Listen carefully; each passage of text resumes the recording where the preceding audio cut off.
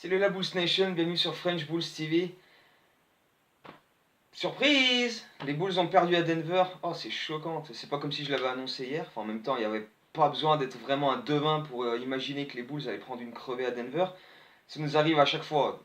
La dernière fois que les Bulls ont gagné à Denver, c'était en 2006. Donc, et tu vois, entre-temps, ils n'ont pas toujours eu des équipes de dingue, mais à chaque fois, on a perdu là-bas. Donc, c'est pas cette année, avec une des meilleures équipes de la ligue, et nous, une équipe totalement paumée, daubée, capable de rien du tout, qu'on allait réussir un exploit hier soir. Donc bon, voilà. Logique ultra respectée avec voilà, des Nuggets qui ont largement surdominé la rencontre dans tous les secteurs, offensivement, défensivement.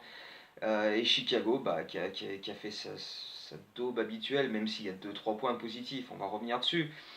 Mais voilà, 135 à 105 au final. Euh, on a mis 105 points. Denver en avait 103 après 3 quarts temps. À un moment, ils avaient 40 points d'avance. Il y avait 133 à 93. Et puis à la fin, ils se sont dit, allez, on va les laisser un petit peu quand même. Donc bon, logique totalement respectée. Denver qui a été au-dessus.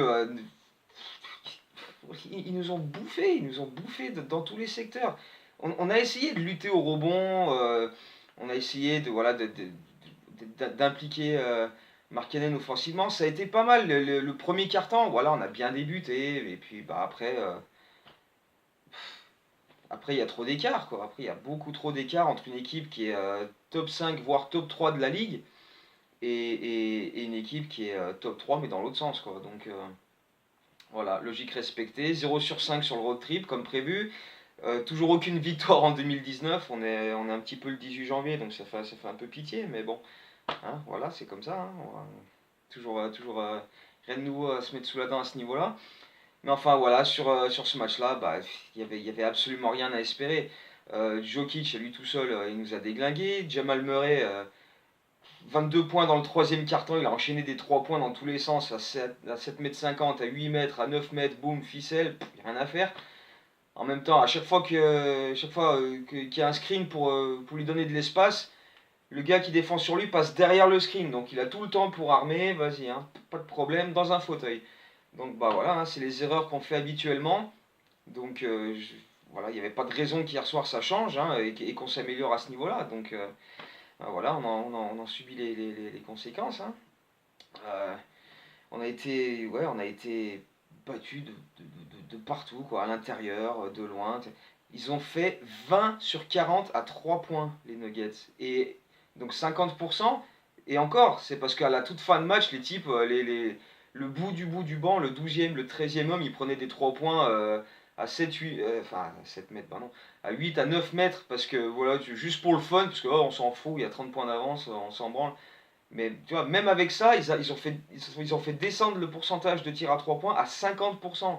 Tout le long du match, ils étaient à 58, 59% à 3 points, ils bombardaient dans tous les sens, ça rentrait. Que ce soit Millsap, Murray, Trey, enfin bref, ça a envoyé dans tous les sens. On n'a rien pu faire, parce qu'on déjà on est incapable de défendre les 3 points. Donc voilà. Au final, ils ont mis 10 paniers à 3 points de plus que nous. Ils ont fait 20 sur 40, on a fait 10 sur 28. Donc ça fait 30 points de marge sur les tirs à 3 points. Et on a perdu de 30 points. Donc comme quoi, des fois.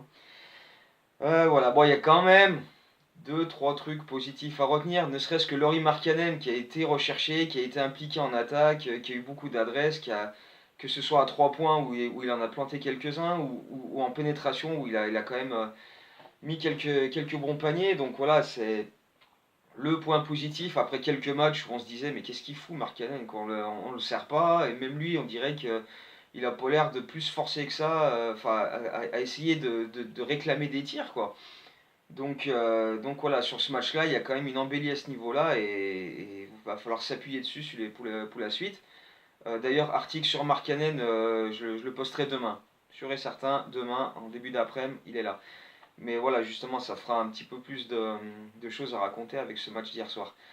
Quoi d'autre de positif? Chandler Hutchison qui a fait de bonnes choses, beaucoup de cuts, beaucoup de drives vers le panier. Donc c'était quand même plaisant à observer. Euh, notre duo du banc, Robin Lopez et Jabari Parker, qui cumulent 32 points à 13 sur 17 au tir. Donc c'est les deux seuls joueurs du banc qui ont vraiment apporté quelque chose. Alors, ouais, c'est cool. Et puis voilà, en même temps, bah, si ça peut convaincre une équipe de se dire, allez, on va débarrasser les Bulls de ces gars-là, puisqu'ils veulent partir et puis ils veulent s'en débarrasser. Bah voilà, on sait jamais, hein, si jamais il y a une équipe qui s'est réveillée hier soir devant ce match-là en se disant, bon, ben pourquoi pas, ma foi, ce sera que tout bénef. Hein. Bon, par contre, Zach Lavine, c'était une cata hier soir. 4 sur 15 au tir, pas un seul lancer franc. D'ailleurs, la première mi-temps, il a passé son temps à chercher le contact. Tu vois, un contre un près du cercle en plus. Je balance des daubes en espérant que l'arbitre me siffle quelque chose, mais il n'a jamais eu un coup de sifflet pour lui. 0 sur 5 à la mi-temps, 4 sur 15 à la fin, et encore parce qu'il a mis 2 dunks en contre-attaque quand il y avait moins 30 dans le quatrième quart-temps. Donc voilà, une prestation absolument dégueulasse de sa part.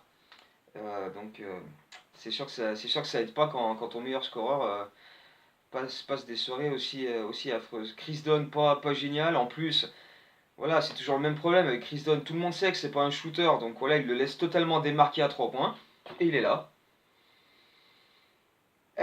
Au bout d'un moment, prends-les, quoi. Essaie de faire quelque chose. Les équipes te laissent. Mais il y avait personne à 4 mètres de lui. Il est tout seul derrière la ligne à 3 points parce qu'ils savent que voilà, c'est pas un bon shooter. Mais voilà, on en revient toujours au même problème. Chris Dunn, c'est un très bon joueur, c'est pas la question. Mais tant qu'on n'aura pas de meneur ou de joueur extérieur capable d'être des menaces à 3 points, et ben on n'arrivera à rien offensivement. Parce que voilà, maintenant c'est la NBA, c'est comme ça, qu'on ait des shooters à 3 points. Et là, on n'en a pas, quoi. Archidiakono, il en met quelques-uns de temps en temps, mais là, sur le match d'hier soir, on l'a même pas vu. Euh, quand t'es meneur, c'est Chris Dunn, Harrison, Archidiakono, ben voilà, quoi. Ça fait pauvre en menace extérieure, quoi. Toutes les autres équipes, même leurs pivots, leurs intérieurs, ils mettent des 3 points. Et nous, nos meneurs, ceux qui sont censés être des joueurs quand même capables d'en mettre, eh ben non, ils en prennent pas, parce que voilà, tu vois, Chris Dunn, il a la balle à 3 points, il sait pas quoi faire. Donc voilà, ça c'est un problème qui sera récurrent tant qu'on aura des joueurs comme ça dans notre effectif. Je suis pas en train de dire qu'il faut dégager Chris Dunn, j'adore Chris Dunn. Mais voilà, ce qu'il nous faut, c'est des joueurs capables de mettre des 3 points. Donc à moins qu'ils s'améliorent grandement dans cet exercice dans les prochaines saisons, bah, voilà, on continuera d'être cette équipe qui galère offensivement, quoi, faute de solutions, faute de spacing, faute de plein de choses, quoi. Donc voilà. Ça donnera encore des matchs comme hier soir, quoi. Donc voilà, défaite de 30 points, 0 sur 5 sur le road trip, 0 sur 9 maintenant en 2019. Donc, non, 0 sur 8 et 0 sur 9 en tout, parce qu'il y avait une défaite en fin 2018.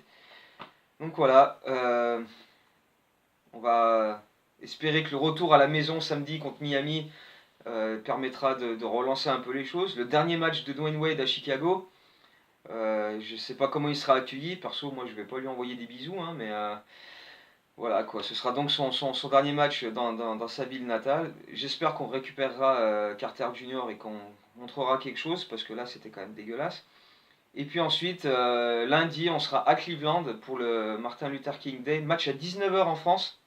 Donc voilà, ce sera une bonne occasion de voir les Bulls jouer tôt, jouer dans des horaires qui nous arrangent, même si moi pour le coup ça m'arrangera pas par rapport à mon taf, mais bon, ce sera l'occasion quand même de voir les Bulls et en plus dans un match prenable, parce que voilà, les Cavs, merci quoi, c'est un peu la seule équipe capable d'être aussi pourrie que nous à l'Est, donc voilà.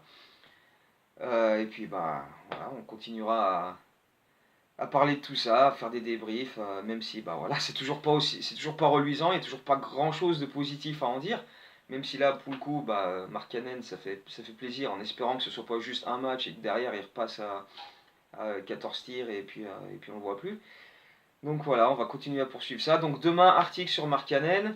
Comme d'habitude, il y aura le baromètre lundi, il y aura d'autres articles, d'autres résumés, d'autres vidéos aussi. Donc voilà, continuez à mettre des likes, à vous inscrire, à vous abonner, à partager tout ça. Et puis bah, on va continuer à propager le truc. En attendant, go Bulls!